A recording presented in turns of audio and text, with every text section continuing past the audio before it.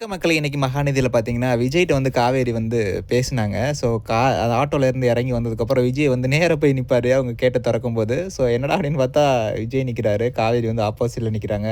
இப்ப 2 பேரையும் ஒரே இடத்துல பார்க்குறதே ஒரே ஒரே மகிழ்ச்சியா தான் இருக்கு. ஸோ எனிவே காவேரி வந்து கேட்டுருவாங்க. ஃபர்ஸ்ட்டே பேச ஆரம்பிச்சுருவாங்க. ஏன்னா விஜய் வந்து அப்படியே எமோஷன்ல இருப்பாரு. அழுகுறதா, பேசுறதான்னு தெரியாம. ஸோ விஜய் வந்து "நீங்க அம்முவோட அப்பா தானே! இப்ப எப்படி இருக்கு அம்முவுக்கு? நான் தான் அவங்களுக்கு கால் பண்ணேன்" அப்படின்னு சொல்லிட்டு, அந்த அடிபட்டப்ப நான் தான் அவள ஃபர்ஸ்ட் எய்ட்லாம் பண்ணி உங்களுக்கு கால் பண்ணி இன்ஃபார்ம் பண்ணேன். இப்ப எப்படி இருக்கு? அப்படின்னு சொல்லி கேட்பாங்க. விஜய்க்குனா ஷாக் ஆயிருச்சு.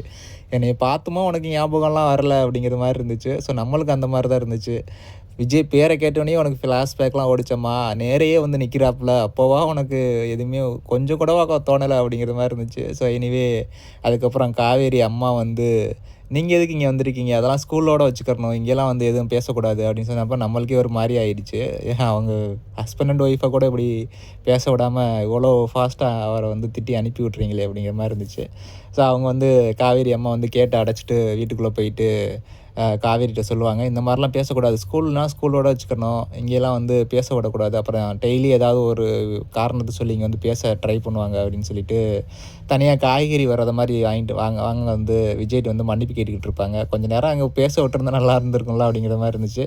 ஸோ எனிவே அப்புறம் கோயில்ல கூட்டிட்டு போய் எல்லா விஷயத்தையும் உண்மையெல்லாம் சொல்லுவாங்க காவேரி அம்மா.